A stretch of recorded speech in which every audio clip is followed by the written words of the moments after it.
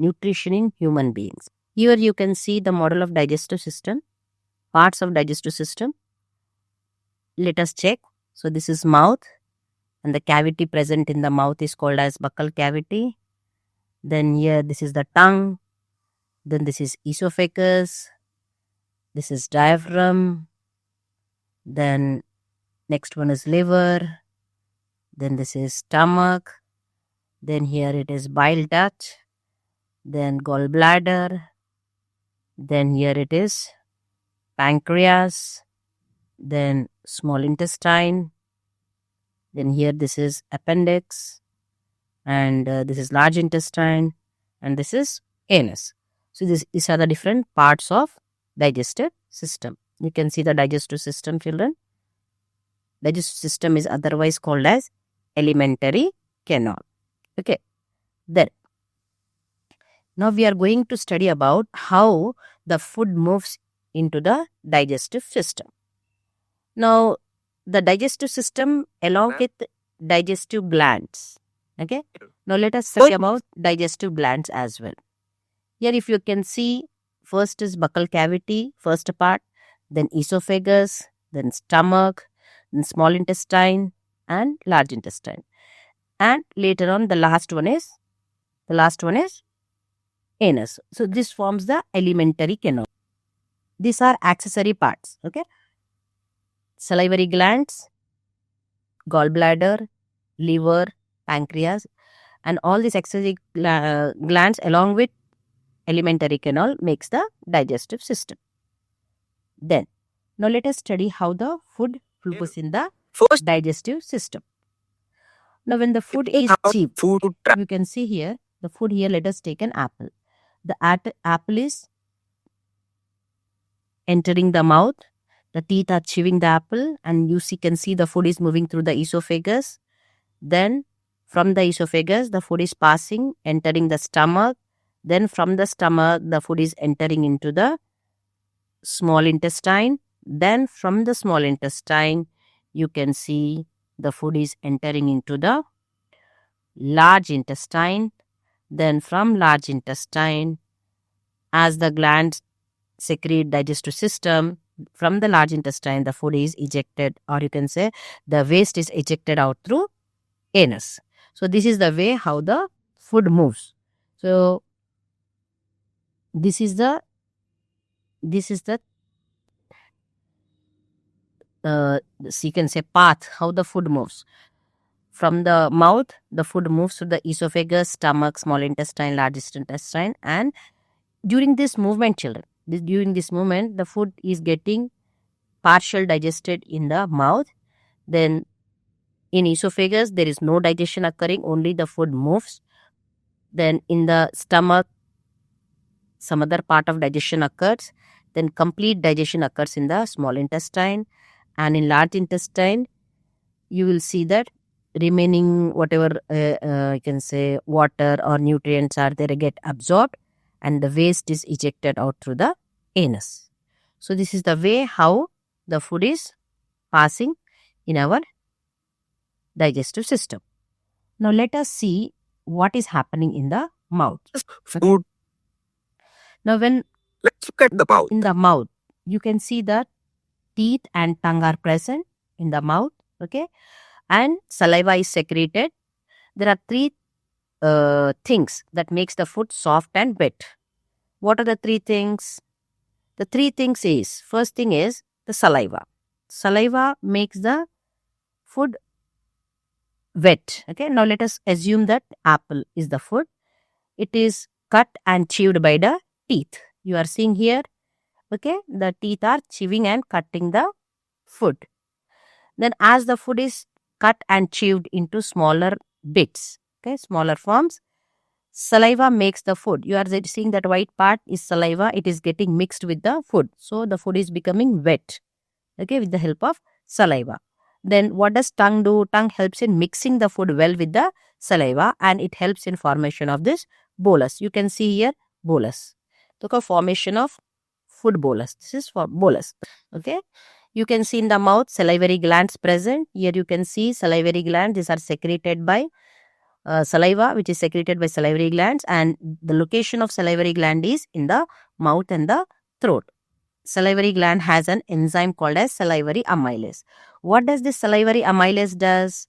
Salivary amylase, it breaks down the carbohydrates present in the food. So this enzyme breaks down the carbohydrates into glucose. So this part of digestion occurs in the mouth.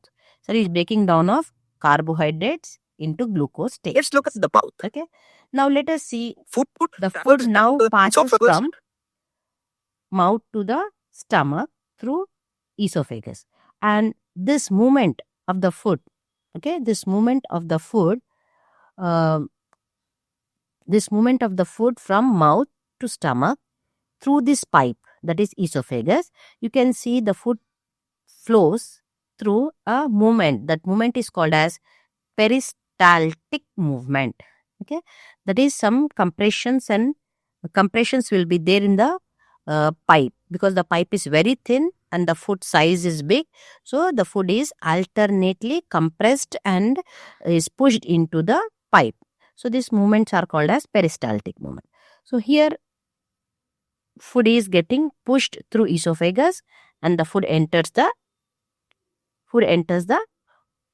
you can see here it enters the stomach. So food is entering the stomach. Now in the stomach, okay, in the stomach you will see food is getting deposited, or it stays in the stomach, and the stomach enlarges, it expands, so that food is accommodated in the stomach. Then when the food is passing through the stomach, right, then the food is passing in the stomach, or you can say it is stomach holds the food for 3 or 4 hours, during which the digestion of food occurs. You can see different layers of the food here in the stomach, okay, and the stomach, you will have the walls of the stomach, okay, they have got gastric glands. What does this gastric glands do? They secrete HCl, pepsin and mucus. Now let us see what does mucus does. Mucus will be helping in what you say preventing the wall of the stomach from damage. So first is HCl. HCl is an acid that kills the bacteria that enters through food. Sometimes what happens is when we are eating the food, unknowingly some microorganism also enters our food. Through food, it enters to the body. So that bacteria gets killed with the help of HCl, right? Then, so HCl, it not only kills the food, but it makes the pH level of the stomach acidic. Now, why it is required? Why pH level is increased? Because stomach secretes an enzyme called as pepsin, and pepsin is in an inactive form. So, it should become activated. It requires acidic medium. So, HCl makes that medium. Okay, HCl gives that medium so that the digestion of or action of pepsin takes place. So, here you can see HCl. You can see here it is written pepsin is a digestive enzyme which digests the proteins. What does pepsin do? It digests the proteins into amino acids. So to digest the pepsin, or you can to digest the proteins into amino acids, pepsin is required, and for the action of pepsin, acidic medium is required, for which hydrochloric acid is present. So the action of pepsin is to convert proteins into amino acid. Then what is the function of mucus? Mucus protects the walls of the stomach from the action of hydrochloric acid. Because hydrochloric acid is present, because of which there is a chance that the wall of the stomach get damaged. So this mucus layer which is present in the wall, it will prevent the action of HCl over the wall of the stomach. Then next what we see is at the end you can see here the food is passing from the stomach to the next region, that is small intestine. So when the food is passing from the lower part of the stomach, actually we have 2 parts of the stomach. The upper part is called as cardiac stomach, lower part is called as pyloric stomach. So now the food is passing from the lower part of the stomach into the small intestine. So when it is passing through small intestine, right, this part, I will label it here. You can see this part of the stomach, this U-shaped part of the stomach is called as duodenum. This part is called as duodenum. Okay, this part is called as duodenum.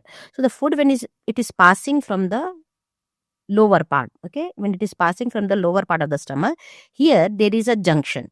This junction is called as pyloric sphincter. So this sphincter opens and closes. When it is opening, the food from the stomach is entering to the duodenum, that is U-shaped tube, and passing from the duodenum, it enters the small intestine. So this junction, we have a sphincter. That sphincter is called as pyloric sphincter. It opens and closes and regulates the passing of the food from the stomach into the duodenum. And the food which is present in the stomach, which is already mixed and partially digested, mixed means completely churned and partially digested, that food is called as chyme. Here I will show you. Okay, you can see here the food is passing. Okay, see the picture. The food is passing from the, see, food is passing. Can you see here? Food is passing from the duodenum, that is passing through the duodenum from the stomach, and it is entering into the small intestine, and that food is called as chyme. Okay, in this way the pyloric sphincter opens, little amount of food passes, then pyloric sphincter closes, again the small amount. Okay, so this was about the digestion of food in stomach. Now let us study what happens to the food in small intestine. Okay, now the food has entered small intestine. What happens to the food in small intestine? So this is the smallest intestine. Now small intestine, it receives the food. Apart from that, it also receives the juice from the liver. So that juice is called as bile juice. This bile juice has got two pigments still, that is called as biliverdin and bilirubin. This bile juice helps in emulsification of fats. Apart from that, you can see from pancreas also pancreatic juice is entering. So this pancreas also are adding their juice. Okay, from the pancreas the juice is coming. The juice is called as pancreatic juice. So pancreatic juice enters, or you can say it get mixed with the food. Now the food is passing into the small intestine. This is the small intestine. What is small intestine? It is a coiled tube to increase the surface area and for efficient nutrient absorption. So you can see how the small intestine is folded, and it is occupying a very small structure. So from the liver, the juice which is secreted, that is bile, the bile juice enter the small intestine. Then from pancreas, pancreatic juices enters the small intestine and get mixed with the food present in the small intestine. Then in small intestine, intestinal juice also will be there, which will be secreted from the walls of the intestine, that also get mixed with the food. So we can say that complete digestion occurs in the small intestine. So this juice converts peptidases and nucleases. These are the two juices which are present in pancreatic juice. So pancreatic juice contain peptidases, and liver helps in digestion of fat, or you can say emulsification of fats into smaller molecules. Big fat molecules are converted into small fatty molecules. And here it changes we all know that what was the nature, or you can say the food was acidic in the stomach. So when the food is moving into the intestine, it changes the pH of means this bile. What is the function of the bile juice which is secreted by the liver? It helps in emulsification, or you can say breakdown of fat globules into smaller globules. It also helps in changing the pH of the intestine. So intestine pH is, if it is acidic, then we will have to suffer with ulcers, ulcers in the stomach, or you can say ulcers in the intestine. So for that purpose, the bile juice which is secreted by the liver, okay, this has a function. First function is it helps in breaking down of fat globules into smaller globules. As well, it changes the pH of the intestine to alkaline medium. Okay, so these are the two functions. Now the food is passing in the intestine, or you can say getting digested in the intestine, right? So here pancreatic amylase, maltase, okay, and sucrase. These are, as well as lactase. These are the 4 enzymes which are present in the intestine, and it acts on carbohydrates. Then another enzyme called trypsin peptidase chymotrypsin. This converts the proteins and peptides into amino acids. Then there is another enzyme called as lipase, which converts the fats into fatty acids. Then the wall of the intestine is thrown into finger-like structures called as villi. Okay, these finger-like structures are supplied with blood vessels as well as lymph. So they they can increase the surface area for absorption. So digested nutrients are absorbed in the intestine through this finger-like structures called as villi. Then the food passes from large intestine. The undigested food, actually whatever digestion occurs, complete digestion occurs in the intestine. Undigested food, it passes in the large intestine. From the large intestine, the undigested food passes and reaches to the next part. So let us see how the digestion, or you can say what happens in the large intestine. Now, in large intestine, let us see what happens to the food in digestive system. large intestine. This includes Now, this large intestine is the last part of our digestive system. You will see that the food from the small intestine moves into the large intestine. Here you can see how the food is, or the waste material is moving into the large intestine. It passes to the large intestine, and this large intestine absorbs whatever water which is useful is absorbed, and only the waste is eliminated through rectum. And this removal of this waste through rectum is very, very important for our body, because the waste contain all toxic substances and they should be eliminated time to time. If this elimination of waste does not occur, then the waste material which are getting accumulated might become toxic to our body and might cause illness. Okay. Now this was about the digestive system. Now let us try to answer some questions related to this topic. Here are the questions, children. You see the first question: what is the primary function of salivary amylase in the digestive process? Look at the options. Try to give the answer. Yes, the answer is to begin the breakdown of starch into simple sugar. See the next question. Which of the following best describes peristalsis in the digestive system? So what did I say? What is peristalsis? Yes, it is rhythmic contraction of muscles to push the foot forward. Next question you see. What is the primary role of hydrochloric acid in the stomach? To create an alkaline environment? No, it is not creating alkaline environment. To directly break down proteins into amino acids? No, it does not help in digestion.